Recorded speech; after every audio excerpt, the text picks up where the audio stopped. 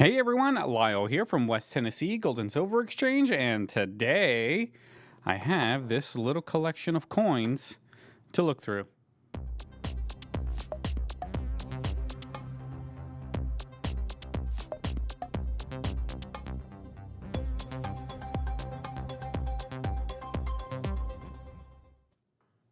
What's going on, everyone? Welcome. My name is Lyle, and I own West Tennessee Gold and Silver Exchange here in Savannah, Tennessee. And I do a lot of videos of all of the cool collections that come into the store, some unboxing videos of stuff that I get from the suppliers. So if you like that kind of content, make sure you like, subscribe, so you can stay up to date on all of the cool items that come into my store. On today's episode, I have this small little collection right here of stuff that came in. And there's a few cool things in here. Some silver. We got some dimes, some nickels, some V nickels, and buffalo nickels, which I will start putting into little piles so we can better look at all of this stuff. Looks like we got halves, some Franklins, got some more. Some Barber quarters, some things. What is these? From Littleton, maybe? International Home Shopping. We'll look at those. Probably nothing if it came from a home shopping network. Those things are never, well, I shouldn't say never, but they're rarely a good idea to order coins from. So I got everything all done up here. So let's go ahead and take a look at this only wheat cent right here. It's a 1935 wheat cent. It is very common. This one right here, not a key date or a semi-key date or a better date. 35 is a standard date. This will end up just going into the large bin of wheat cents that I have. Next up, let's do these buffaloes. Now, buffalo, we have a 1935. Doesn't look to be in the best condition. It's a little rough. Yeah, look at the reverse. The whole bottom has been scraped off. Or who knows, this is considered a cull. And this will just get thrown into the bin of stuff that I give out to little kids when they come in. I love giving away those buffalo nickels, the V nickels, all of that stuff puts a smile on their face, and who knows, it might get them to collect some coins in the future. And this is a 1936. On buffalo nickels, the 36D and the 37D are the ones that have the three-legged buffalo. So let's turn this guy around, see what it is. It's a P, Philadelphia, and it's got all four legs. So this one, just another common buffalo. Here's a 1927, another common. You can almost see the whole date, but you can clearly see the 27. And a lot of these, I have so many of these that you can't see the dates on them anymore. 1926, partial date right here. And a 35 with some corrosion on it looks like. So all of these, looks like a Denver. All of these are fairly common.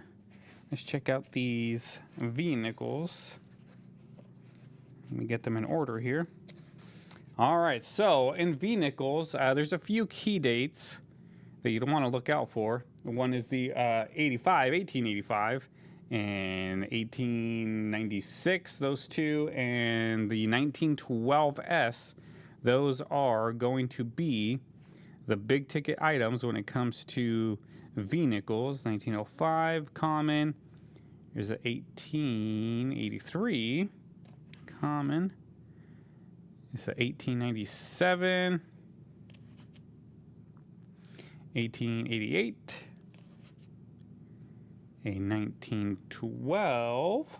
Let's see if this is an S. 1912S would be a very good find. Let's flip her over. And I can't see the mint mark. Can't see anything, so It is a Philadelphia. Would have been nice to have a 1912. A 1912S would have been great. Here's a 1899, kind of worn. 1895. And last but not least is this 1891 V-nickel. All of these guys will end up going into my V-nickel jar. I give out a lot of those to kids, like I've already mentioned. It's just one of the many things that I like to do to put a smile on those little kids' faces. Next up, let's check out these dimes. Looks like we got 2 Mercury dimes. Say 1941. Looks to be in pretty good condition. And a 42. 1942, looks like that's a D.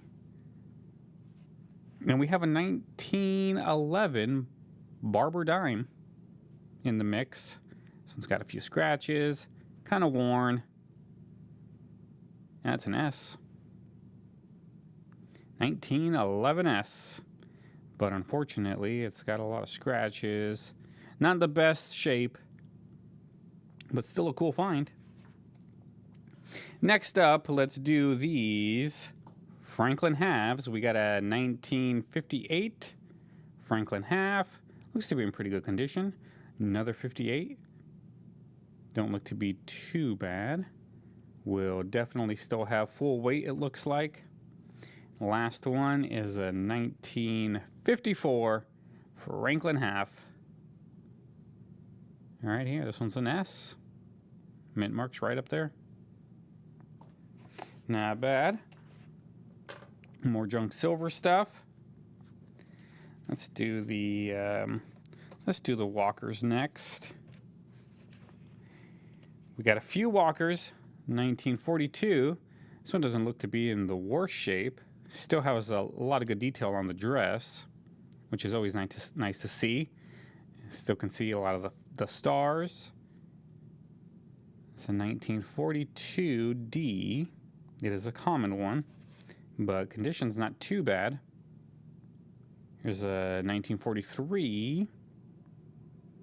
Same thing. You can see there's more wear in the dress on this one than there was on the previous one. And this one is an S. You can see the mint mark right there. Another common. 1942. Another common. This one's a Philadelphia.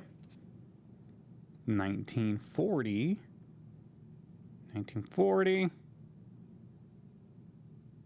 Philadelphia. And a 1936. All of these are common Walking Liberty halves. This one looks to be in fairly good condition. Not the worst. I've seen them a lot worse than this.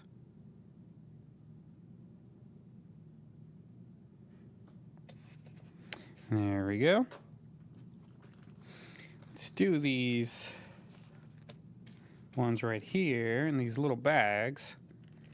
We got this is 43, yep, 43 steel. That one I'll leave in the pouch. And this is a 1944 Mercury dime. I'll leave that one in here as well. This right here is a 1936. What would be the odds if this was a three-legged buffalo? 36D three-legged buffalo. You think I have a chance? Well, let's find out. Let's rip this guy open and see what we got. It's a mystery. 1936. Let's see if it's a D with 3 legs on the back, and it is not a D. Looks like it is a Philadelphia, and this buffalo's got all 4 legs. One can hope, right? One can hope. That will go with the other nickels. Next up, we have this Barber half. It's a 1898 Barber half. 1898S. Not bad. It is in rough condition, not the best, but definitely not the worst. It's a nice looking coin. But this one right here, check this one out, guys.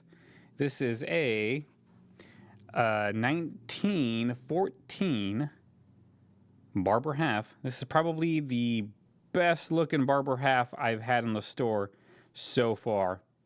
It is in very good condition. Does not really have any mint luster left, but there's a lot of good detail. You can still see the full emblem right there, the full motto, and it is in pretty good condition. Can still see a lot of the detail on the face. Liberty, you can't really, let's look at under the microscope, see how much of the Liberty we can see. Let's focus. So it looks like we got the LIB is a little faded. The E is a little faded. The R is more faded. You can still see the T, and you can kind of see the Y a little bit of Liberty. So let me grab my book, and we'll compare it. Let me get to the halves.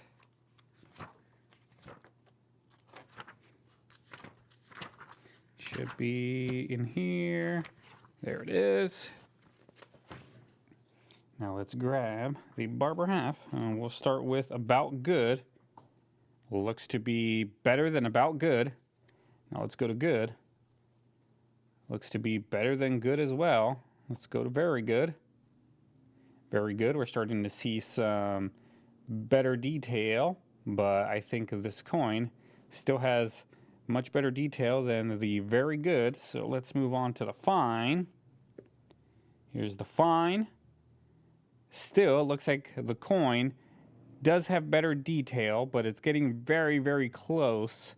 So let's see what the Very Fine looks like. Very Fine looks like it has better detail than mine. It's very close though. So I would say it is a high fine or a very low Very Fine. It would fall into one of those categories. Let's see. Liberty is fully visible here. Liberty is not fully visible there, but there are some letters in there. So I would say, yeah, just about that. A high fine, very low Very Fine would be where I would put this one. So that's actually a really nice find. Best looking Barber half dollar I have seen. Not the best state in the world, not the worst state either. I mean, this in this condition, it might actually be a pretty good coin. So I'll put these aside for now. I'll put those in flips probably. And last but not least, we have these Barber quarters right here. Barber quarters, I believe 1892 is when the Barber quarter started, I believe. Don't quote me on it, but I'm almost positive that's when it started. So these are from the first year of the Barber quarter. They are pretty worn. I wish they were in better condition, but worn. But Barber quarters nonetheless. And last but not least, we have two more Barber quarters right here. A 1906 and an 1899. The 1906 is a little bit better condition than the 1899. Still are pretty common dates, especially in this condition. So yeah. All right, guys. Well, that is the entire little collection. This I got from, I believe a lady brought these over. Her mom had these and wanted to sell them now that she has passed away, which is something that I hear a lot. I had a pretty good collection come in from somebody who's cleaning out his godfather's place. So that's always really nice to look through. Stuff that hasn't been touched. People don't even know it's there, but it's there. All right, guys. Well, thanks for tuning in. Make sure you like, subscribe, and I'll see you next time. Have a good day.